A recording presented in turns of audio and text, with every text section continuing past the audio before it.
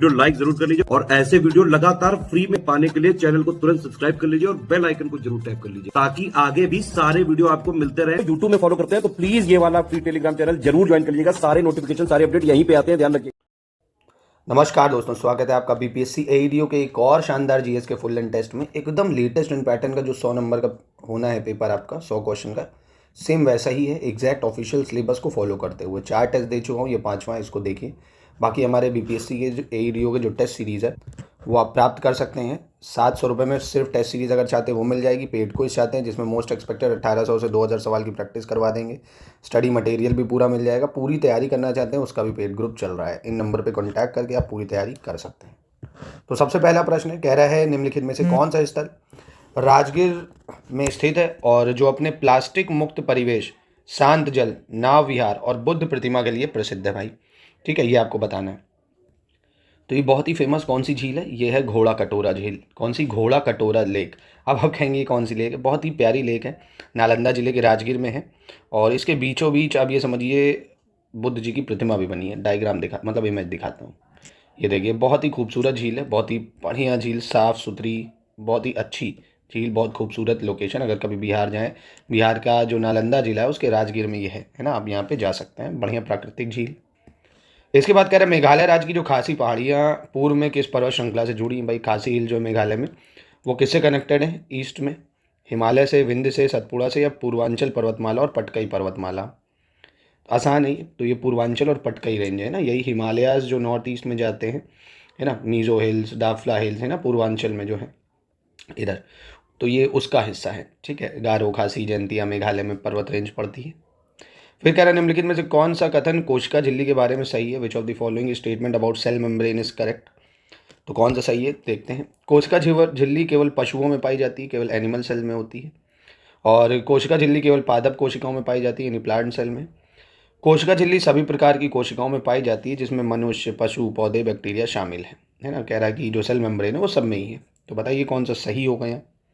तो आप देखेंगे जो सेल मेम्ब्रेन है वो सारे टाइप्स के सेल्स में प्रेजेंट होती है, including human, animal, plant and bacteria. ठीक है, और ये सेल मेम्ब्रेन को प्लाज्मा मेम्ब्रेन भी बोलते हैं ना, प्लाज्मा झिल्ली या प्लाज्मा मेम्ब्रेन भी बोला जाता है। अच्छा, इसका काम क्या होता है? ये झिल्ली जो है कोशिका के भीतर और बाहर पदार्थों के आवागमन को नियंत्रित करती है ना, कि प्रोडक्ट्स जो भी है आपके सब्सटेंस वो आएंगे, उनके मूवमेंट को रेगुलेट करती है बेसिकली, बस इतना समझ लो, है ना। रेल मंत्रालय द्वारा हाल ही में वन स्टॉप रेलवे संबंधी सेवाएं प्रदान करने के लिए लॉन्च किए गए एप्लीकेशन का नाम क्या है भाई? अभी हाल ही में जो मिनिस्ट्री ऑफ रेलवे ने ऐप निकाली है वन स्टॉप रेलवे, कौन सी है वो? रेल यात्रा, रेल वन, रेल सेवा या रेल कनेक्ट? तो यह है रेल वन। कौन सी है? Rail one. अभी इसको जुलाई 2025 में निकाला गया है, तो इसलिए महत्वपूर्ण हो सकती है, पूछ सकता है ये। ठीक है, चलो। फिर कह रहा है लाफर वक्र निम्न में से किसके बीच संबंध दर्शाता है भाई? लाफर कर्व जो है show the relationship between which of the following? कर दरें और राजस्व, मुद्रास्फीति, बेरोजगारी, ब्याज दरें, निवेश, सार्वजनिक व्यय और आर्थिक विकास। तो ये क्या बताता है, किसके बीच संबंध बताता है? ये बताता है tax rates and tax revenue के बीच में संबंध, है ना। कर दरें और कर राजस्व के बीच में संबंध बताता है ये। इसके बाद कह रहा है तांबे का सबसे बड़ा भंडार निम्नलिखित में से किस राज्य के गुंगेरिया में पाया गया है? जिसमें 424 तांबे के औजार एवं हथियार तथा चांदी की 102 पतली चद्दरें पाई गई हैं, है ना। The largest deposit of copper has been found at Guneria in which of the following state? In which 424 copper tools and weapons and 102 thin sheets of silver have been found, है ना। तो एक करंट से related सवाल है, पूछा जा सकता है आपके। तो ये मध्य प्रदेश में पाई गई है। कहाँ पे पाई गई है? मध्य प्रदेश में। ठीक है, नोबेल पुरस्कार के बारे में इसमें बताना है कौन सा कथन सही होगा। अर्थशास्त्र में नोबेल पुरस्कार अल्फ्रेड नोबेल की मृत्यु के बाद स्थापित किया गया है। नोबेल पुरस्कार में गणित सहित 5 श्रेणियाँ हैं। नोबेल पुरस्कार इंजीनियरिंग श्रेणी में भी दिया जाता है और साहित्य के लिए नोबेल पुरस्कार की शुरुआत पहली बार 1920 में हुई। सही बताना है कौन सा है। तो आप देखेंगे नोबेल पुरस्कार की स्थापना, अगर मैं इसके इतिहास पे बात करूँ, अल्फ्रेड नोबेल ने की थी 1895 में, है ना। पहली बार इसको दिया गया था 1901 में। ठीक है, पहली बार 1901 में दिया गया था। ये 5 श्रेणियों में मिलती है ना, पर गणित में नहीं मिलती, इसलिए ये स्टेटमेंट भी गलत हो जाएगा भाई। फिजिक्स में मिलती है आपको, फिजिक्स है, और केमिस्ट्री है, मेडिसिन है, लिटरेचर और पीस, है ना, शांति पुरस्कार। तो ये 5 में मिलती, गणित में नहीं मिलती, इसलिए भी गलत है। और इकनॉमी शुरू हुई है, इकनॉमी में देना इनकी मृत्यु के बाद, ये बिल्कुल ठीक हो जाएगा। ठीक है, अल्फ्रेड नोबेल का निधन हुआ था जब, तो उसके बाद इसको देना शुरू करा है। मतलब इकोनॉमी में आप ये मानिए नोबेल पुरस्कार जो पहला मिला था वो 1969 में दिया गया है, ठीक है। तो ये यानी पहला सही। और हाँ, प्रेजेंट के ज़रूर देख लेना, जो इस बार मिले हैं सबके उनका नाम ज़रूर याद रख लेना, सवाल आने के चांस 99.9% मैं कह सकता हूँ है ना, जो अभी 2025 में नोबेल जिनको मिला है। फिर कह रहे हैं निम्नलिखित में से कौन सा कथन सुमेलित नहीं है, बताना है। ब्रह्म समाज कब बना, प्रार्थना समाज, आर्य समाज और रामकृष्ण मिशन। कौन सा इसमें से गलत मैच कर रहा है बताना है, ठीक है।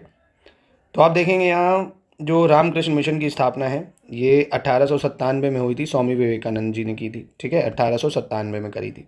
कहाँ पे करी थी, कलकत्ता में। फिर कह रहा है अर्थशास्त्र एवं शांति संस्थान के वैश्विक शांति सूचकांक 2025 में किस देश ने शीर्ष स्थान प्राप्त किया है। Which country top the institute for economic and peace global peace index 2025। तो इसमें किसको जो है शीर्ष स्थान प्राप्त हुआ है, तो यहाँ पे शीर्ष स्थान प्राप्त हुआ है आपके आइसलैंड को, ठीक है, आइसलैंड को मिला है। अगला कह रहा है निम्नलिखित में से कौन सा शब्द शिंक्लाइन के रूप में जानी जाने वाली भूवैज्ञानिक संरचना का सटीक वर्णन करता है। Which of the following term accurately describe the geological structure known as syncline. चट्टान की परतों का ऊपर की ओर झुकना, चट्टान की परतों का नीचे की ओर झुकना, पृथ्वी की पपड़ी में भ्रंश रेखा या ज्वालामुखी प्लेट। मतलब upward bending of rock layer, downward bending या फॉल्ट लाइन, क्या होता है ये, सिंक्लाइन की बात कर रहा है। तो ये होता है आपका downward bending of rock layer, है ना। जो डाउनवर्ड होता है उसको क्या बोलते हैं, सिंक्लाइन, और जो अपवर्ड होता है एंटीक्लाइन। डायग्राम दिखाता हूँ, ये देखो, ये जब फोल्ड मूवमेंट होता है ना उसमें बनता है ये एंटीक्लाइन बन जाता है नीचे की ओर, है ना। जब ये नीचे की ओर रहता है एंटीक्लाइन, और ये डाउनवर्ड जो मूवमेंट रहता है ये सिंक्लाइन रहता है, ठीक है।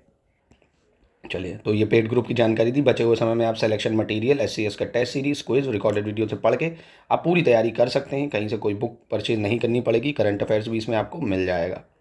या आप हमारी ऐप से टेस्ट लगाना चाहते हैं तो ज्ञान सर एजुकेशन ऐप से टेस्ट भी लगा सकते हैं। वहाँ ये आपको 499 में मिल जाएंगे और लाइव रैंकिंग के साथ मिलेंगे। 20 टेस्ट मिल जाएंगे आपको। और रिकॉर्डेड क्लासेस वगैरह देखना चाहते हैं तो वहाँ से भी 12,299 में पूरी तैयारी वहाँ भी हो जाएगी। पूरे नोट्स भी मिल जाएंगे आपको। कह रहा है निम्नलिखित में से कौन वर्ष 1962 से 67 तक भारत के राष्ट्रपति रहे हैं भाई। राजेंद्र प्रसाद, जाकिर हुसैन, VV गिरी या सर्वपल्ली राधाकृष्णन। कौन रहे हैं भाई 62 से 67 तक। तो 1962 से 67 में रहे सर्वपल्ली राधाकृष्णन। कौन रहे, सर्वपल्ली राधाकृष्णन। ये भारत के दूसरे राष्ट्रपति थे, है ना। पहले तो राजेंद्र प्रसाद से थे भाई, ये 1950 से 62 तक रहे थे। और फिर जाकिर हुसैन की अगर बात करें तो ये 1967 से 69 तक रहे थे, है ना। और VV गिरी ये रहे हैं 1969 से 74 तक, ठीक है। चलिए अगला देख लेते हैं। क्वेश्चन नंबर 12 क्या कह रहा है, इसमें सही बताना है कौन सा सही होगा। महमूद गजनवी ने 1025 ईस्वी में सोमनाथ मंदिर पर आक्रमण किया था और महमूद गजनवी ने 1018 ईस्वी में कन्नौज पर आक्रमण किया था। कौन सा सही है, सोमनाथ पे 1025, कन्नौज 1018। तो यहाँ पे आप देखेंगे दोनों स्टेटमेंट बिल्कुल करेक्ट हो जाएंगे। इसके बाद कह रहा है भारत का पहला स्वदेशी माइक्रो मिसाइल आधारित काउंटर ड्रोन सिस्टम, जिसे ड्रोन झुंडो क्या बोले हैं, ड्रोन, एक सेकंड नाम क्या है इसका, हाँ ठीक है, ड्रोन झुंडों से निपटने के लिए डिज़ाइन किया गया है, जो 6 किलोमीटर दूर ड्रोन का पता लगाकर 2.5 किलोमीटर की दूरी तक उन्हें नष्ट कर सकता है ना। मतलब ऐसा डिटेक्टर है ये कि कितने भी ड्रोन होंगे एक साथ उनको कलेक्टिवली काउंटर कर देगा। तो ये किसने बनाया भाई, इसरो ने, DRDO ने, या सोलर डिफेंस एरोस्पेस लिमिटेड ने, हिंदुस्तान एरोनॉटिक्स लिमिटेड ने। तो मुझे लगता है आप लोग DRDO कहोगे पर वो गलत है। Solar defence and aerospace limited के द्वारा ये बनाया गया है, solar defence and aerospace limited, ठीक है। चलो अगला देख लेते हैं। भारत में कृषि फसलों के लिए न्यूनतम समर्थन जो मूल्य MSP, ये किस निकाय की सिफारिशों के आधार पर तय किया जाता है। मतलब MSP को कौन रिकमेंड करता है, कृषि वित्त निगम, कृषि लागत और मूल्य आयोग, कृषि और ग्रामीण विकास बैंक यानी नाबार्ड, और कृषि और किसान कल्याण मंत्रालय। तो ये कौन करता है, commission for agriculture cost and prices, इसके द्वारा इसका जो है वो सिफारिशें करी जाती हैं। कृषि लागत और मूल्य आयोग बनता है इसके लिए। इसके बाद ओरिनोको रिवर कह रहा है ये किस महाद्वीप में बहने वाली प्रमुख एवं लंबी नदियों में से एक है। Orinoco river south America, Africa, Asia, north America. तो ओरिनोको रिवर कहाँ बहती है भाई, ओरिनोको रिवर बहती है आपकी साउथ अमेरिका में, यानी दक्षिण अमेरिका की प्रमुख नदियों में से एक है ये बेसिकली अगर मैं बात करूँ तो जो वेनेजुएला है, वेनेजुएला और कोलंबिया, है ना, वेनेजुएला और कोलंबिया यहाँ पे बहती है ये, ठीक है, वेनेजुएला और कोलंबिया में। और कहाँ गिरती है, अटलांटिक महासागर में गिर जाती है, जाके अटलांटिक ओशन में ये गिर जाती है। इसके बाद है निम्नलिखित में से कौन सा कथन सही है, आपको बताना है इसमें। अशोक प्राचीन भारतीय इतिहास का सर्वाधिक प्रसिद्ध सम्राट था भाई। अशोक का राज्याभिषेक जो है राज्याभिषेक 369 ईसा पूर्व में हुआ था। कौन सा यहाँ पे सही होगा भाई? तो अशोक भारतीय इतिहास का भाई प्रसिद्ध सम्राट तो है ही है, पर राज्याभिषेक की अगर बात करें तो इसका राज्याभिषेक हुआ था आपका 269 ईसा पूर्व, है ना, 269 BC या 269 ईसा पूर्व। इसके बाद कह रहे हैं national stock exchange of India Bharat में एक प्रमुख वित्तीय बाजार के रूप में कार्य करता है। इसकी स्थापना कब हुई थी भाई? नेशनल स्टॉक एक्सचेंज की स्थापना, तो इसकी स्थापना हुई थी 1992 में। कब हुई थी इसकी स्थापना? 1992 में हुई थी। इसके बाद कह रहा है डॉक्टर KS चौहान द्वारा लिखित पुस्तक parliament power function and privileges, इसका विमोचन किसने किया था? तो who release the book parliament power function and privileges written by doctor KS Chauhan. तो इसका विमोचन किसके द्वारा करा गया है? Former vice president Jagdeep Dhankhar, है ना, पूर्व जो उपराष्ट्रपति थे जगदीप धनखड़ जी के द्वारा। फिर अगला कह रहा बिहार सरकार की 7 निश्चय भाग 2, इसके योजना के संदर्भ में कौन सा जो युग्म गलत है ना? In the context of Bihar government 7 निश्चय part 2 which of the following pair is incorrect? निश्चय 2, निश्चय 3, 4 और 5 कौन सा सही मैच नहीं कर रहा है? तो यहाँ आप देखेंगे निश्चय 2 सशक्त महिला सक्षम महिला हर खेत तक पानी, निश्चय 3 स्वच्छ गांव समृद्ध गांव, ठीक है। निश्चय सुलभ संपर्कता की बात करें तो ये निश्चय 6 में है, 5 में नहीं है। तो 5 में क्या है? स्वच्छ शहर और विकसित शहर, ये है इसमें, है ना। स्वच्छ शहर ये करंट अफेयर्स का है बिहार का, पूछा जा सकता है आपसे। स्वच्छ शहर विकसित शहर, है ना। पहले में क्या था? युवा शक्ति, पहले में क्या है? युवा शक्ति, ठीक है। 7वां भी देख ही लो, सबके लिए अतिरिक्त स्वास्थ्य सुविधा, एक तरह से बस इतना याद रख लो, स्वास्थ्य सुविधा, है ना। भारतीय संविधान का कौन सा भाग केंद्र शासित प्रदेशों से संबंधित है भाई? ये बताना आपको, यूनियन टेरिटरी से संबंधित कौन सा है पार्ट? 6, 7, 8 या 9? तो बहुत ही आसान है, पार्ट क्या? 9 जो है 8 जो है वो यूनियन टेरिटरी से संबंधित है भाई। 6 में राज्य से संबंधित चीज़ें दी हुई हैं, 7वां हटा ही दिया गया था, 9 में पंचायतें हैं, पंचायत दी हुई है। अगला देख लेते हैं क्वेश्चन नंबर 21, कह रहा है निम्नलिखित कथनों पर विचार करना है, कौन सा कथन यहाँ पे सही होगा? इलाहाबाद की संधि मुगल सम्राट शाह आलम द्वितीय और ब्रिटिश ईस्ट इंडिया कंपनी के रॉबर्ट क्लाइव के बीच हुई थी। इस वर्ष 1765 में हस्ताक्षर किए गए, मतलब इस पे हस्ताक्षर कब हुए? 1765 में। कौन सा सही है यहाँ? तो यहाँ आप देखेंगे दोनों बिल्कुल करेक्ट हो जाएंगे, ठीक है। अगला कह रहा है क्रिएटिव लैंड एशिया के सहयोग से भारत का पहला ट्रांस मीडिया एंटरटेनमेंट सिटी किस राज्य में बनाया जाएगा भाई?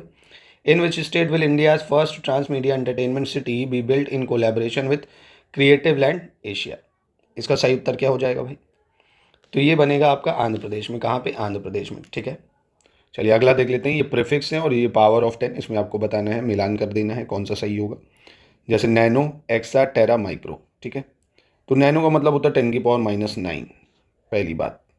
एक्सा का मतलब होता है 10⁻18, टेरा का मतलब होता है 10⁻12, माइक्रो मतलब हो गया 10⁻6, ठीक है। ये यूनिट की पावर है, याद रखिएगा इनको, पहला आंसर सही हो जाएगा। फिर कह रहा आपातकाल के दौरान मौलिक अधिकारों को निलंबित करने का जो अधिकार है हमने किस देश से लिया भाई? कि जब भी इमरजेंसी लगेगी कौन से फंडामेंटल राइट जाएंगे, कौन से नहीं, ये हमने कहाँ से लिया? Germany, USA, France, Australia. तो we have taken this from Germany, है ना, हमने जर्मनी से इसको लिया है, जर्मनी से, ठीक है। इमरजेंसी प्रोविजन पता ही है आपको, संविधान के भाग 18 में दिया है, अनुच्छेद 352 से 360 में दिया हुआ है, ठीक है। और एक इम्पॉर्टेंट ये भी है कि 44 कॉन्स्टिट्यूशन अमेंडमेंट एक्ट 1978 से हमने एक चीज़ ऐड करी है कि आर्टिकल 20, 21 चाहे जैसी इमरजेंसी लगी हो, ये 2 आर्टिकल नहीं छीने जा सकते, ये फंडामेंटल राइट कभी नहीं छीने जा सकते। भारत में बहने वाली मंजीरा नदी किस प्रमुख नदी प्रणाली से संबद्ध सहायक नदी है भाई? जो मंजीरा नदी है या मंजरा रिवर है। कृष्णा, गोदावरी, नर्मदा, महानदी। तो ये जो है किसकी सहायक नदी कह सकते हो? तो गोदावरी की सहायक नदी हो जाएगी, ठीक है। जो मंजरा नदी है दक्षिण में बहती है, गोदावरी नदी की बहुत ही महत्वपूर्ण दाएं किनारे की सहायक नदी कह सकते हो। और महाराष्ट्र जो है वहाँ से पश्चिम घाट से निकलती है, ठीक है। बाकी महाराष्ट्र से अगर निकल रही है तो कर्नाटक, तेलंगाना, इनमें बहती है, ठीक है। फिर कह रहा कौन सी ताम्र पाषाणिक बस्ती में उस काल के लगभग सभी ज्ञात अनाजों के अवशेष प्राप्त हुए हैं भाई? Which of the following Chalcolithic settlement has yielded remains of almost all the known grains of the period? आहार, नवदा टोली, गिलुंद या कालीबंगा? तो ये था आपका नवदा टोली, ठीक है। फिर कह रहा है निम्नलिखित में से कौन सा कथन उदंतीपुर महाविहार के संबंध में गलत है? ये आपको बताना है। यह वर्तमान बिहार शरीफ में स्थित था। इसकी स्थापना पाल शासक गोपाल प्रथम ने की थी। यह नालंदा विश्वविद्यालय से पूर्व स्थापित हुआ था और यह बौद्ध दर्शन एवं तर्कशास्त्र की शिक्षा दी जाती है यहाँ पे। तो यहाँ कौन सा सही है? तो आप देखेंगे यहाँ सी वाला बिल्कुल करेक्ट हो जाएगा। ठीक है, चलो 28 देख लेते हैं। भारत के प्रधानमंत्री और उनके कार्यकाल के बारे में कौन सा जो विकल्प है वो सही नहीं है? पीवी नरसिम्हा राव 1991 से 96, चंद्रशेखर 90 से 91, मोरारजी देसाई 77 से 89, वीपी सिंह 88 से 90।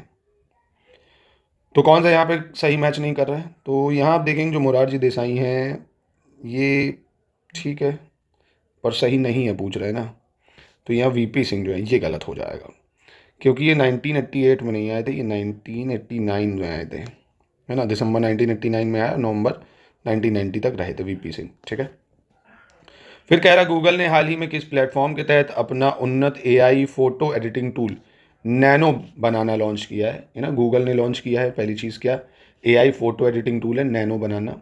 तो ये किस प्लेटफॉर्म पे लॉन्च किया है भाई? तो ये करा है जेमिनी ऐप पे, है ना, जो जेमिनी ऐप है वहाँ पे करा है इसको। और देखिए यार ये सब ऐप यूज़ करने से बचिए, है ना। अब कई लोग मैं देखता हूँ अपनी फ़ोटो डाली उस पर, उसमें बढ़िया से अपने आप को सिकंदर बना दिया या बड़ा ही सजा दिया। बचिए, चलो अपनी डालो, कभी बीवी बच्चों की मत डालना, माँ बाप की मत डालना। वो कहाँ फ़ोटो जाएगी, कहाँ यूज़ होगी, डार्क वेब में जाएगी, कहाँ उसको न्यूडिटी कर देंगे, बहुत बेकार है। क्या ही फ़ायदा फेकिज्म में जीने का है। जो है रियलिटी नॉर्मल फ़ोटो खींचो भाई, क्या एडिटिंग उसमें करोगे फालतू की। तो इन सब चीज़ों से बचिए, बाकी हर आदमी स्वतंत्र है, कुछ भी करे, क्या करना। चलो, खेलो इंडिया जल खेल महोत्सव 2025 किस स्थान पर आयोजित किया गया था? Where was the Khelo India water sports festival 2025 held? तो हुसैन सागर झील हैदराबाद में, डल झील श्रीनगर में, चिल्का झील उड़ीसा या वेम्बनाड झील केरल? तो इसको कहाँ पे करा था हमने? तो ये इसको हमने लॉन्च करा है डल झील श्रीनगर में। ठीक है, अगला कह रहा है बिहार राज्य के रोहतास जिले का जो डालमिया नगर है निम्नलिखित में से किसके उत्पादन के लिए फेमस है? डालमिया नगर, सीमेंट, शुगर केन, जूट या लेदर? तो बड़ा ही फेमस है ये है सीमेंट के लिए ना, डालमिया नगर बहुत ही फेमस है सीमेंट उत्पादन के लिए। फिर कह रहे हैं अंतर्राष्ट्रीय जैव विविधता दिवस यानी इंटरनेशनल बायोडाइवर्सिटी डे हम लोग कब मनाते हैं? International day of biological diversity, तो ये 22 मई को मनाते हैं हम लोग। कब मनाते हैं? 22 मई को। इसके बाद कह रहा है भारतीय संविधान का जो अनुच्छेद 80 है उसमें दिए गए प्रावधानों के अनुसार राज्यसभा में कितने सदस्य हो सकते हैं भाई? आर्टिकल 80 के according what is the maximum number of members that the Rajya Sabha can have? तो राज्यसभा में अधिकतम कितने मेंबर हो सकते हैं? 250, 238 या राष्ट्रपति द्वारा 12 सदस्य और राज्य केंद्र शासित प्रदेशों 238? कौन सा सही होगा? तो यहाँ देखेंगे, देखिए 12 तो मेंबर नॉमिनेटेड होते हैं और 238 जो होते हैं वो स्टेट और यूटी से होते हैं ना। और एक चीज़ भी याद रखना, आर्टिकल 80 जो है वो राज्यसभा की संरचना के बारे में बताता है। क्या बताता है? कि राज्यसभा की संरचना क्या होगी। ठीक है, इसको याद रखना, 250 होते हैं सदस्य टोटल। फिर कह रहा है मेगास्थनीज की प्रसिद्ध ग्रंथ इंडिका के उल्लेख के अनुसार पाटलिपुत्र नगर के प्रशासनिक कार्यों को संचालित करने के लिए कितने सदस्यों का एक परिषद समूह बनाया गया था? तो मेगास्थनीज इंडिका जो चंद्रगुप्त मौर्य के शासनकाल में आया था, तो कितने सदस्यों का परिषद समूह था? ये 30 सदस्यों का परिषद समूह था। कितने? 30 सदस्यों का। अगला देखते हैं, कह रहा भारत पर सफलतापूर्वक आक्रमण करने वाला पहला मुस्लिम जनरल किसे माना जाता है? वो is considered first Muslim general to successfully invade India. Firdausi Shah, Mahmud Ghaznavi, Mohammad bin Qasim या मोहम्मद गौरी? तो बहुत ही इंपॉर्टेंट और बहुत ही आसान भी है। मोहम्मद बिन कासिम पहला मुस्लिम आक्रमणकारी माना जाता है जो 712 ईस्वी में सिंध जो कि अब पाकिस्तान में उसमें आक्रमण करा था। वहाँ तब हिंदू शासक थे राजा दाहिर, उनको पराजित करता है। किसको? राजा दाहिर को। चलो अगला देखते हैं, हाल ही में केंद्रीय गृह मंत्री अमित शाह ने लगभग 825 करोड़ रुपए की लागत से निर्मित भारत के सबसे बड़े खेल परिसर वीर सावरकर स्पोर्ट्स कॉम्प्लेक्स, इसका उद्घाटन निम्नलिखित में से किस राज्य में किया है? गुजरात, महाराष्ट्र, वेस्ट बंगाल या उत्तर प्रदेश? तो इसका उद्घाटन कहाँ पे करा है? इसका उद्घाटन करा है गुजरात में। कहाँ पे करा है? गुजरात में। फिर कह रहा है इंदिरा साहनी बनाम भारत संघ मामले में सर्वोच्च न्यायालय ने निम्नलिखित में से किस सिद्धांत को मान्य ठहराया था? ये बताना होगा आपको। Indira Sahni versus union of India case में आरक्षण का लाभ सिर्फ अनुसूचित जाति अनुसूचित जनजाति तक सीमित होगा, आरक्षण की व्यवस्था केवल आर्थिक रूप से कमजोर वर्गों को मिलेगी, या इसकी सुविधा केवल शैक्षिक संस्थानों में दी जानी चाहिए, या आरक्षण की कुल सीमा देश की कुल जनसंख्या के 50% से अधिक नहीं होनी चाहिए, यानी total limit of reservation should not exceed 50% of countries total population. ये जजमेंट आया था इनका। ठीक है, मतलब देश की जितनी जनसंख्या उससे 50% ज़्यादा नहीं हो, इतना ही ठीक है, नहीं तो फिर असमानता ही आ जाएगी, फिर है ना, समानता तो बचेगी नहीं। विस्तृत खेती के संबंध में कह रहा है इन कथनों पर विचार करना है, कौन सा सही होगा यहाँ पे? विस्तृत खेती मतलब एक्सटेंसिव फार्मिंग। इसमें प्रति इकाई भूमि पर श्रम और पूंजी का निवेश बहुत अधिक होता है भाई, है ना। It involves very high investment of labour and capital per unit area of land. यह खेती सामान्यतः कम जनसंख्या घनत्व वाले क्षेत्रों में की जाती है। तो यहाँ पे कौन सा सही है भाई? तो देखिए एक्सटेंसिव फार्मिंग क्या होती है, यहाँ पे पहला जो ऑप्शन है वो गलत हो जाएगा, दूसरा सही है। एक्सटेंसिव फार्मिंग होती है देखिए जहाँ पे ज़मीन बहुत ज़्यादा है ना, बहुत ज़्यादा ज़मीन है तो कम इनपुट लगता है कि यार जितना कम इनपुट में ज़्यादा लेबर एबर नहीं, हमें कम कृषि करनी है ना, तो ज़्यादा ज़मीन पे जो है हम कम इनपुट पे कृषि करते हैं। इंटेंसिव फार्मिंग एक होती है जो कम ज़मीन पे ज़्यादा लेबर इनपुट, दवाइयाँ, दुनिया भर की मशीनें लगा लगा के ज़्यादा खेती करी जाती है। तो ये चीज़ है ना, प्रति एक ही भूमि पर श्रम और पूंजी का निवेश यहाँ कम होता है क्योंकि इतनी ज़्यादा ज़मीन होती है, कम ही होता है। तो 2 सही है सर। अगला देख लेते हैं। कह रहा मध्यकालीन प्रशासनिक पदों के संदर्भ में दिए गए युग्मों में से कौन सा सही मेल नहीं खाता है बताना है। जैसे अर्ज़ मुबालिक और सद्र उस सदूर, बारिद मुमालिक और दीवान इस्तिहाक, कौन सा इसमें जो है वो सही मेल नहीं खा रहा है? तो आप देखेंगे दीवान इस्तिहाक जो है ये दास विभाग का प्रमुख नहीं होता था, है ना। दीवान इस्तिहाक कौन होता था भाई? दीवान इस्तिहाक की स्थापना अगर मैं बात करूँ फिरोज शाह तुगलक ने करी थी और ये पेंशन विभाग था, एक तरह से पेंशन विभाग था। दास विभाग तो दीवाने बंदगन आपको पता होगा, है ना, दीवाने बंदगन था, इसकी भी स्थापना फिरोज शाह तुगलक ही ने करी थी। फिर कह रहा है इसमें से कौन सा सही मेल नहीं खा रहा है, ये बताइए कौन सा सही मैच नहीं कर रहा है। साइमन कमीशन, लॉर्ड इरविन, और लॉर्ड लिटन के टाइम शारदा कानून, लॉर्ड लिंजिथगो के टाइम अगस्त घोषणा, लॉर्ड वेवेल के टाइम कैबिनेट मिशन योजना। तो कौन सा सही मैच नहीं खा रहा है? तो यहाँ पे देखेंगे आप शारदा कानून की अगर मैं बात करूँ तो ये लॉर्ड इरविन के काल में आया था, है ना, 1926 से 31 में। भाई शारदा कानून बाल विवाह निरोधक अधिनियम था ना, एक तरह से चाइल्ड जो मैरिज थी उसको प्रोहिबिट करता था 1929 में, तब 1926 से 31 में लॉर्ड इरविन था, ठीक है। फिर कह रहा हाल ही में चर्चा में रहा मिशन 300 क्या है भाई? क्या है मिशन 300? नासा की 2025 में 300 छात्रों को अंतरिक्ष में भेजने की पहल, या विश्व स्वास्थ्य संगठन का दुनिया भर से तपेदिक उन्मूलन का लक्ष्य यानी टीबी को ख़त्म करना, उष्णकटिबंधीय क्षेत्रों में पेड़ लगाने की पहल, या 2030 तक उप सहारा अफ्रीका में 30 करोड़ लोगों को बिजली उपलब्ध कराने की पहल। तो यहाँ पे आप देखेंगे यही है, 2030 तक क्या करना है, इलेक्ट्रिसिटी जो है सब सहारन अफ्रीका में प्रोवाइड करनी है 300 मिलियन लोगों तक, ठीक है। 1765 में बक्सर के युद्ध के बाद अंग्रेजों ने मुगल बादशाह को प्रति वर्ष कितने लाख रुपए देना स्वीकार किया? कि मुगल बादशाह को चलो हम इतना रुपए देंगे हर साल, 26 लाख रुपए हर साल, कितने? 26 लाख। विजयनगर के राजा कृष्णदेव राय ने गोलकुंडा का युद्ध किस राजा से लड़ा था भाई? कौन? विजयनगर के राजा कृष्णदेव राय गोलकुंडा का युद्ध किससे लड़ा? तो इन्होंने गोलकुंडा का युद्ध लड़ा कुली कुतुब शाह से। किससे लड़ा? कुली कुतुब शाह, कुली कुतुब शाह। अगला कह रहा है भारतीय संविधान की जो 7वीं अनुसूची है इसके अनुसार विषयों को संघ और राज्य सूचियों में बांटा गया है। कौन सा विषय संघ सूची का हिस्सा नहीं है, यूनियन लिस्ट का हिस्सा नहीं है?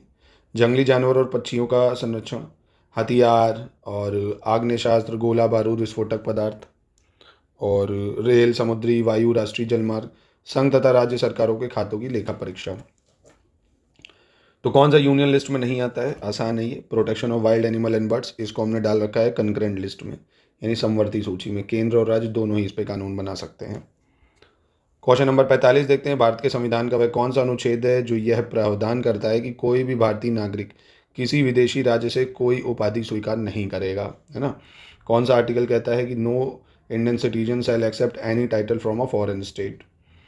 तो ये है abolition of title under article 18, है ना, एबोलिशन ऑफ टाइटल्स आर्टिकल 18 के तहत। काली मिट्टी में आमतौर पर निम्नलिखित में से किस तत्व की कमी होती है भाई? विच of the following element is generally deficient in black soil? Lime, nitrogen, iron या मैग्नीशियम? तो काली मिट्टी में आप देखेंगे नाइट्रोजन की कमी होती है। किसकी? नाइट्रोजन की कमी होगी इसमें। इसको रेगुर सॉइल भी बोलते हैं, ब्लैक सॉइल, यही डेक्कन ट्रैप में मेनली पाई जाती है, कॉटन के लिए बहुत अच्छी होती है। मानव शरीर में तंत्रिका कोशिका के 3 अलग अलग भाग कौन से हैं भाई? What are the 3 distinct part of nerve cell in human body? Cell body axon या आपका न्यूरोगिला, और सेल बॉडी एक्सन या आपका डेंड्रिटस, सेल बॉडी डेंड्रिटस या आपका न्यूरोग्लिया? कौन सा सही होगा इसमें? तो हो जाएगा आपको कोशिका का एक्सॉन और डेंड्रिटस, ठीक है। मानव शरीर में तंत्रिका कोशिका के 3 भाग हैं अलग अलग, कोशिका का है या सेल बॉडी का हो, एक्सॉन या डेंड्रिटस, ठीक है, 3 है। ब्रायोफाइट्स अधिकतर किस प्रकार अनुकूल अधिवासीय परिस्थितियों में अच्छी तरह विकसित होते हैं। Bryophyte generally grow well under which type of favourable environmental condition? शुष्क, गर्म और धूप वाले स्थान, खारे तटीय क्षेत्र, नम, ठंडे और छायादार स्थान, मीठे पानी, जलीय वातावरण। तो इसका सही उत्तर क्या हो जाएगा? तो ये हो जाएगा नम, ठंडे और छायादार स्थान, है ना, moist, cool and shady places. ये सबसे फेवरेट कंडीशन इनके लिए होती है। अब इसमें आपको बताना है कौन सा गलत है ना, कि शेरशाह सूरी घाघरा की लड़ाई जीती, शेरशाह सूरी ने चौसा की लड़ाई जीती, शेरशाह सूरी बिलग्राम की लड़ाई जीती, शेरशाह सूरी ने सेमल की लड़ाई जीती। तो देखिए गलत तो पहले ही हो जाएगा भाई। घाघरा की जो लड़ाई है ये बाबर और जो महमूद लोधी था उसके बीच में होती है 1529 में, है ना, जिसमें जो है कौन जीतता है भाई? बाबर जीतता है ना, तो ये गलत है इसलिए। अप्रैल 2025 में उड़ीसा सरकार ने सिमलीपाल टाइगर रिजर्व को राज्य का दूसरा राष्ट्रीय उद्यान घोषित किया था। इससे यह भारत का कौन से नंबर का राष्ट्रीय उद्यान बन गया था? सिमलीपाल जो नेशनल फॉरेस्ट कह सकते हो या टाइगर रिजर्व, तो कौन से नंबर का नेशनल पार्क बना ये? तो ये बना आपका 107वां राष्ट्रीय उद्यान। ठीक है, फिर कह रहे हैं निम्नलिखित में से कौन सा बिहार लोक सेवा आयोग के पहले अध्यक्ष थे? बिहार लोक सेवा आयोग के पहले अध्यक्ष कौन थे इनमें से? तो राजनधारी सिन्हा, है ना, नाम याद रखना, पूछा जा सकता है, राजनधारी सिन्हा। इसके बाद 52 में कह रहा है आवधिक श्रम बल सर्वेक्षण 2024 के संदर्भ में कौन सा कथन सही? ये आंकड़े सांख्यिकी और कार्यक्रम कार्यान्वयन मंत्रालय द्वारा जारी किए जाते हैं। 2024 की वार्षिक रिपोर्ट 15 वर्ष और उससे अधिक आयु के व्यक्तियों में बेरोजगारी दर जो है वो 3.2% थी। तो यहाँ कौन सा सही है? तो यहाँ आप देखेंगे दोनों सही हो जाएंगे। ठीक है, अगला देख लेते हैं क्वेश्चन नंबर 53। निम्नलिखित गुप्त शासकों को उनके कार्यकाल के अनुसार कालानुक्रम यानी क्रोनोलॉजी में लगाना है। कुमारगुप्त, समुद्रगुप्त, चंद्रगुप्त, विक्रमादित्य और रामगुप्त। तो जैसे कुमारगुप्त, इनका शासनकाल क्या रहा था? 415 से 455। समुद्रगुप्त का 335 से 375 तक, है ना, 335 से 375 ईस्वी तक रहेगा। विक्रमादित्य की बात करें 380 से 415 हो जाएगा, और रामगुप्त की बात करें तो ये हो जाएगा आपका 375 से 80, है ना। तो एक बार गुप्त शासकों के रूलर्स की क्रोनोलॉजी भी याद रखिएगा, आपसे एग्जाम पूछ सकती है, तो 2431 हो जाएगा। फिर कह रहा है राखलदास बनर्जी, मैके और व्हीलर ने निम्नलिखित में से किस पुरातत्व स्थल का खोज किया था भाई? चानुदारो, कोटडिजी, मोहनजोदाड़ो या लोथल? तो इन्होंने किसकी खोज करी थी? राखलदास बनर्जी, मैके और व्हीलर ने मोहनजोदारो की। किसकी खोज करी थी? मोहनजोदारो। ठीक है, अच्छा आपके लिए एक सवाल और बहुत ही लड्डू सा, मोहनजोदारो कौन सी नदी के किनारे था भाई, है ना, कौन सी नदी के किनारे है? और पाकिस्तान में तो है, ये सबको पता है, पाकिस्तान की कौन सी प्रोविंस में है, ये आप बता सकते हैं क्या कौन सी जगह पे है? चलो अगला देख लेते हैं। कोपन जलवायु वर्गीकरण में उष्ण कटिबंधीय जलवायु की विशेषताएं क्या होती हैं भाई?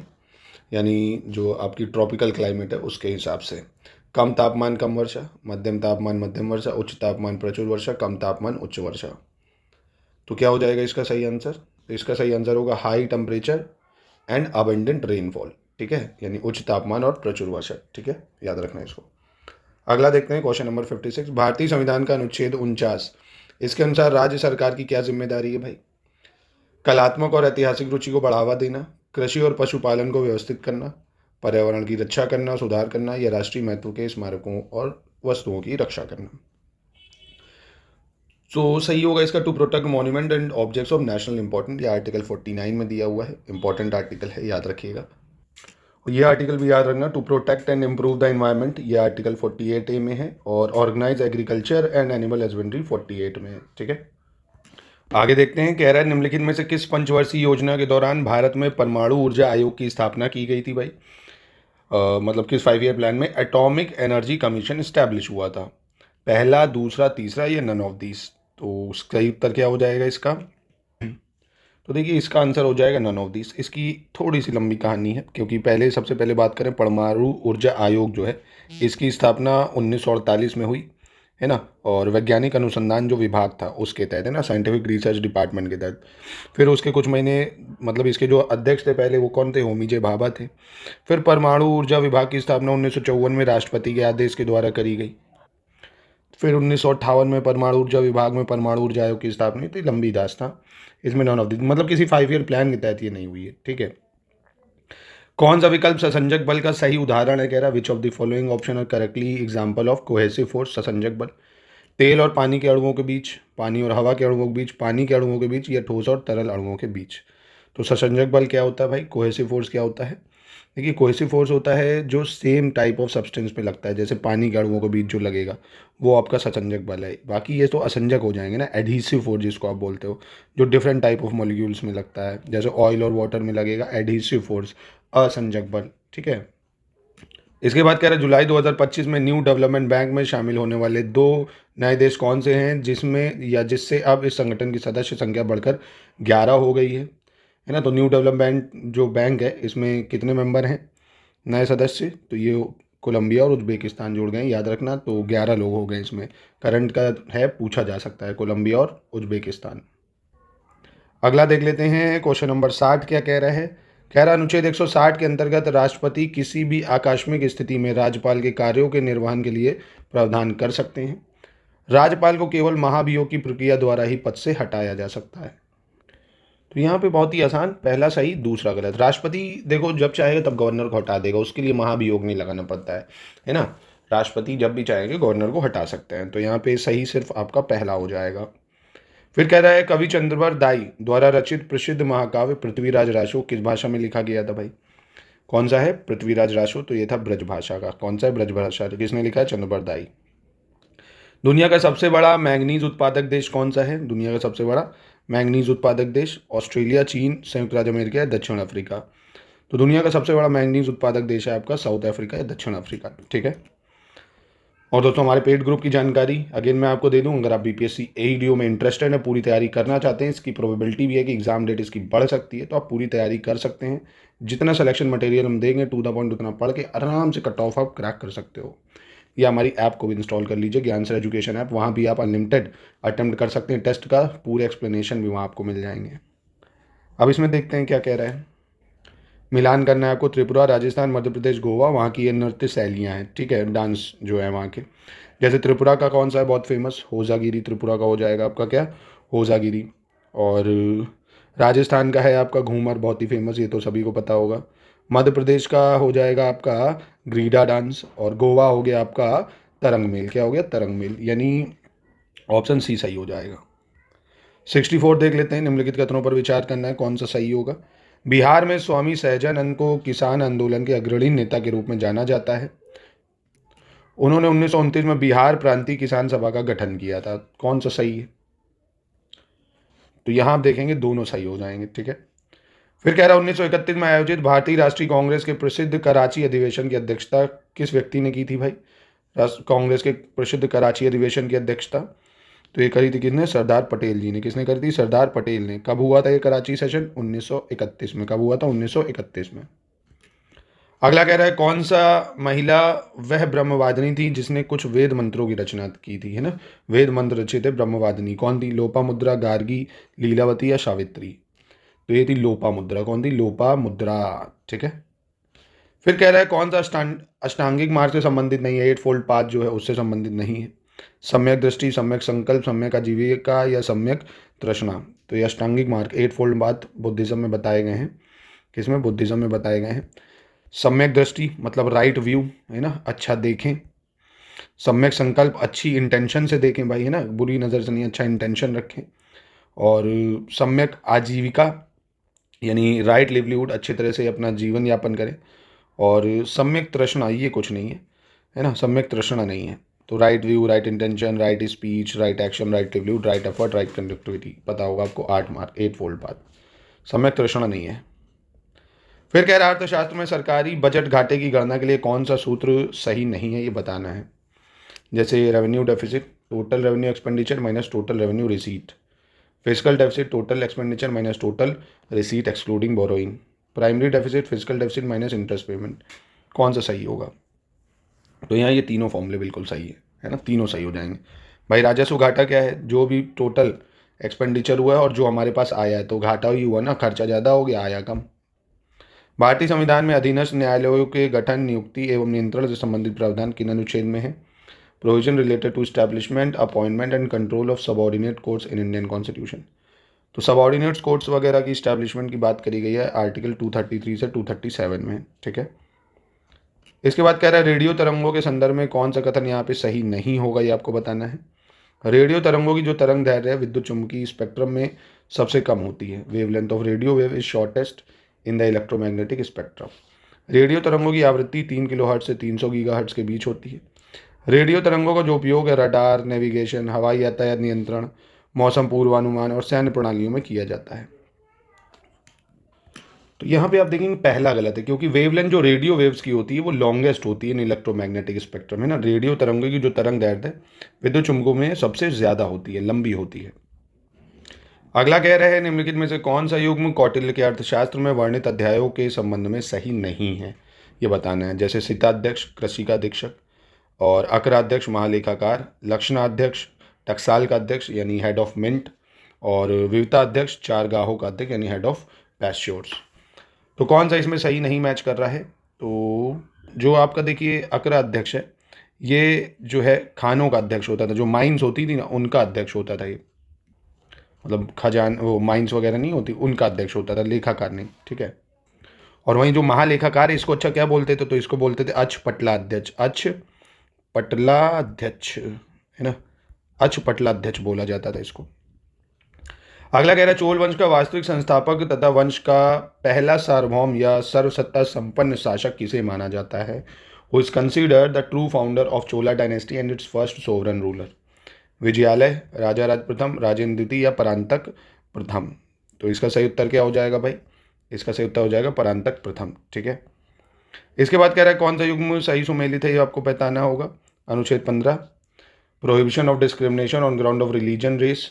आर्टिकल 18 उपाधियों का उन्मूलन यानी एबोलिशन ऑफ टाइटल्स। आर्टिकल 24 बाल श्रम का निषेध। आर्टिकल 33 आपात स्थिति में विधि व्यवस्था से संबंधित प्रावधान। तो यहाँ पे कौन सा सही सुमेलित है? तो यहाँ आप देखेंगे provision relating to law and order during emergency, ये सही है, क्योंकि prohibition of discrimination on ground of religion race caste sex और प्लेस ऑफ बर्थ नहीं, हाँ ये भी सही तो है, ये भी सही है। अच्छा इसमें इनकरेक्ट कर लो कि कौन सा इनकरेक्ट है, 33 वाला इनकरेक्ट हो जाएगा, क्योंकि आर्टिकल 33 में संसद को ये शक्ति है कि जितने भी सशस्त्र बल, आर्मी, पुलिस, इन सब के फंडामेंटल राइट्स के लिए जो है सीमित कर सकती है, उसको ख़त्म कर सकती है ना। वो लोग फिर ये नहीं कह सकते यार मेरे राइट मुझे नहीं दिए मैं भी रिट दायर करूँगा, ऐसा नहीं है। आर्टिकल 33 के थ्रू ये कहा गया है कि जो इमरजेंसी मतलब फोर्सेज हैं, मिलिट्री है, पुलिस है, इन सब के फंडामेंटल राइट्स को सीमित किया जा सकता है, क्योंकि आप 15, 18, 24 बिल्कुल सही मैच कर रहे हैं, ठीक है। फिर कह रहा है ऑर्थोपोडा संघ के जीवों के शरीर की जो संरचना है सामान्यतः किन भागों में विभाजित होती है ना। जो स्ट्रक्चर है of organism belonging to phylum arthropoda is generally divided in 2 parts. Head, thorax यानी सिर और धड़ में, सिर, वक्ष और पूंछ में, सिर, वक्ष और उदर में, सिर, उदर और धड़ में। तो ये क्या है? सिर, वक्ष और उदर में हो जाएगा, ठीक है। फिर कह रहा है बिहार सरकार ने गंडक नदी के किनारे राज्य के किस जिले में घड़ियालों और कछुओं के लिए राज्य का पहला प्रजनन केंद्र स्थापित करने का फैसला लिया है? Government of Bihar has decided to establish state first breeding center for gharial and turtle on the bank of which river district along with Gandak river? पश्चिमी चंपारण, सारण, मुजफ्फरपुर या पूर्वी चंपारण? तो ये बात हो रही है पश्चिमी चंपारण के लिए, ठीक है। अब अगले में कह रहा है कि वैश्विक भुखमरी सूचकांक यानी ग्लोबल हंगर इंडेक्स जो है ये कौन पब्लिश करता है? वर्ल्ड बैंक, यूनेस्को या कंसर्न वाइल्ड वाइड या WHO? तो कौन निकालता है ये ग्लोबल हंगर इंडेक्स? तो ये कंसर्न वाइल्ड लाइफ के द्वारा वर्ल्ड वाइड के द्वारा निकाला जाता है, ठीक है, कंसर्न वर्ल्ड वाइड। इसके बाद कह रहा है निम्नलिखित में से कौन सा युग्म बिहार की जनजाति और उसके प्रमुख निवास क्षेत्र से संबंध में सही मैच कर रही है? जैसे मुंडा ट्राइब जमुई में, और संथल बांका, ओरांव सुपौल, खरवाल भागलपुर। तो कौन सा सही मैच कर रहा है? तो यहाँ जो संथल है ये बिहार की प्रमुख जनजाति है, जो मेनली आप बांका में मिलेगी आपको, ठीक है, ये सही मैच कर रही है। बाकी ये गलत हो जाएंगी आपकी, क्योंकि मुंडा जनजाति जो है ये मेनली आपको बिहार में रोहतास, कैमूर ज़िले में देखने को मिलती है।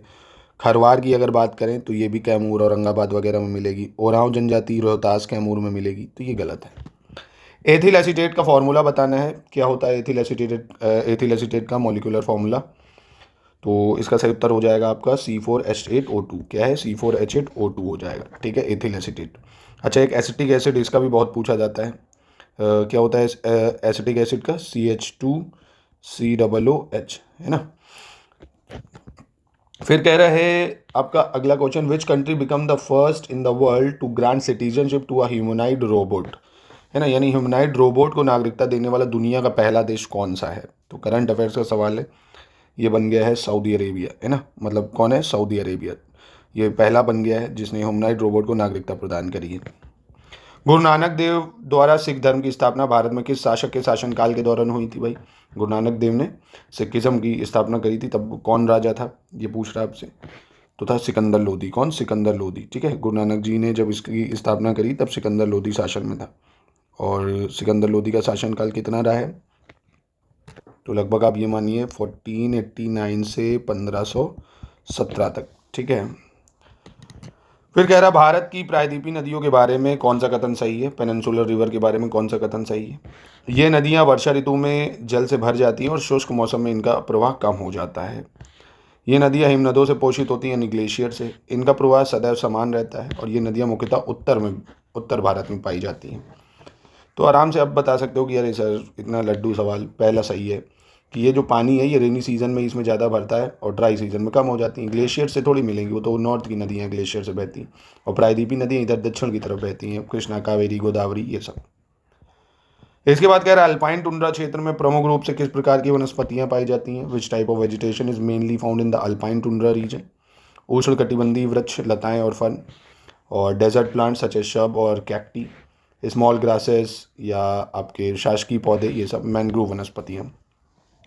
तो कौन सी पाई जाती हैं भाई? तो छोटी घासें, शाकीय पौधे, कुशान पौधे और लाइकेन, अल्पाइन टुंड्रा में ये सब पाया जाता है आपके। ठीक है, फिर 83 नंबर पे आ जाते हैं। कह रहा निम्नलिखित में से कौन सी नदी साबरमती की सहायक नदियों में से शामिल नहीं है भाई?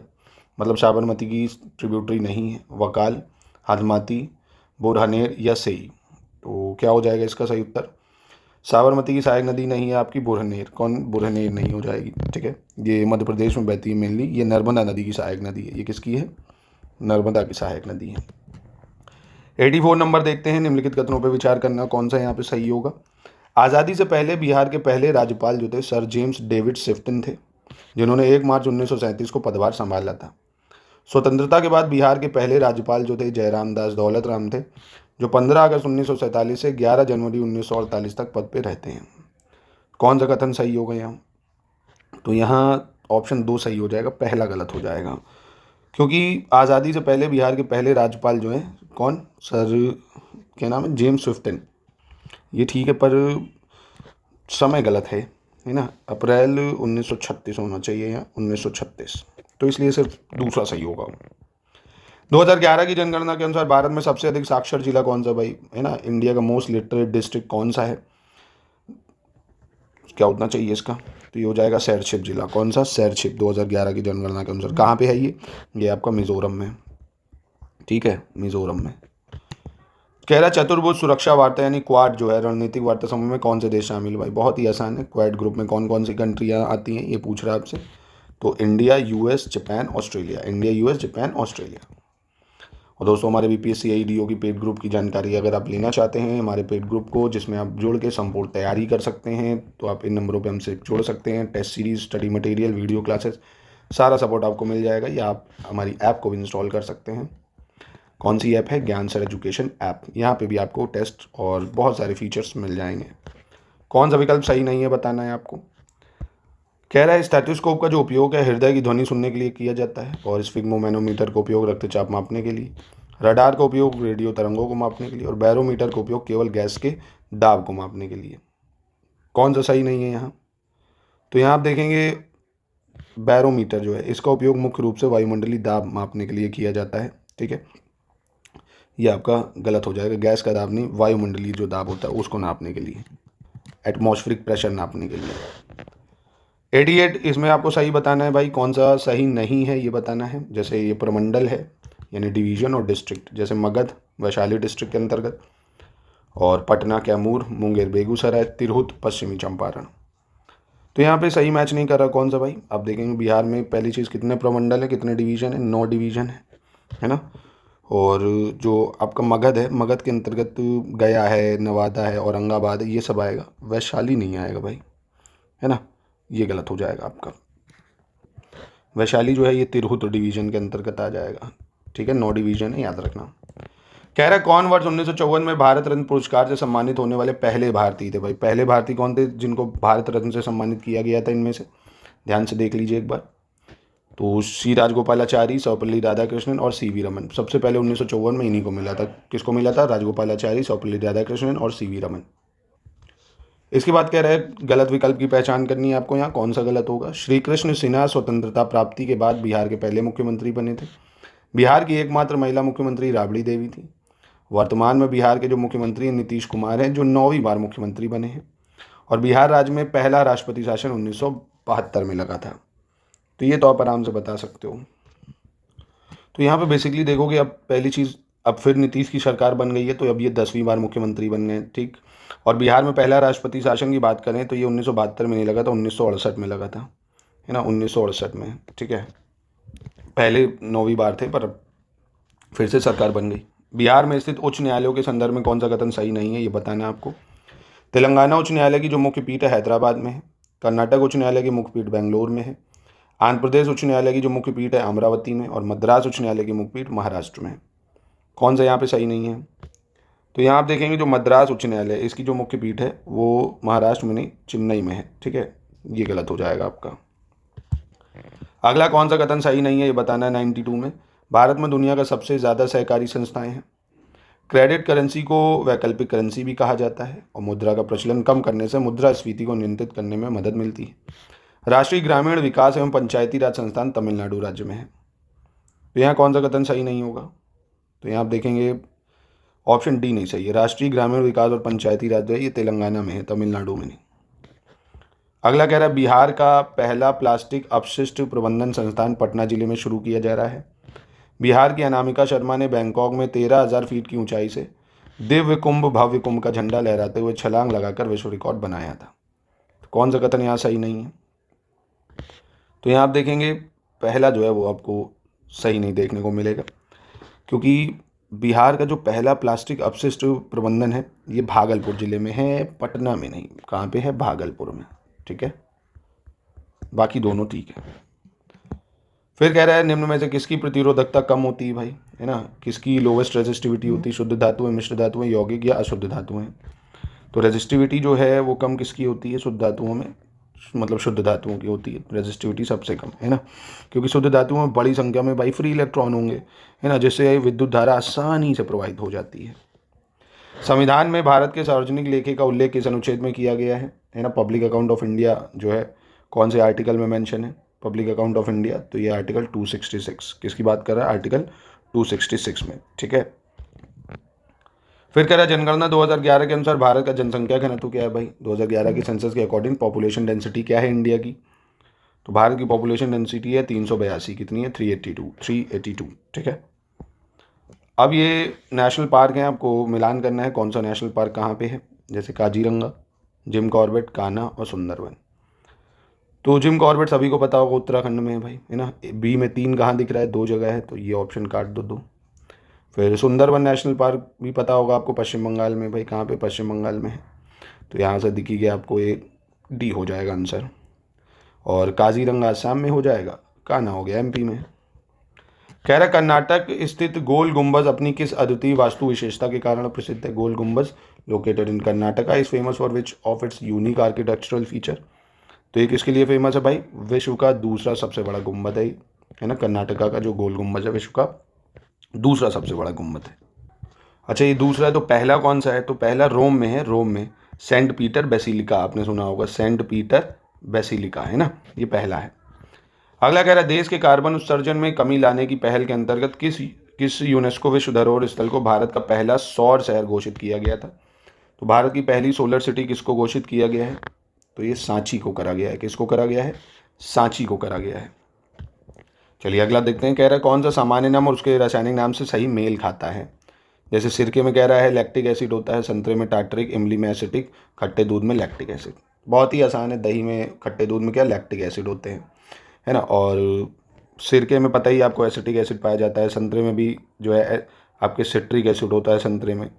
इमली की बात करें तो इमली में टार्टरिक एसिड पाया जाता है ना। तो ये तीनों गलत है, ये सही है। तो यहीं पे करते हैं इसकी समाप्ति। प्लीज़ इसको लगाइएगा ज़रूर। अभी एक टेस्ट मैं आपको और दूंगा। तो 6 BPSC AEDO के मैंने टेस्ट आपको दे रहे हैं। बाकी आप लेना चाहते हैं तो हमारी ऐप से जाके अनलिमिटेड अटेम्प्ट कर सकते हैं। 499 में 20 टेस्ट आपको मिल जाएंगे फुल लेंथ के, बहुत ही शानदार।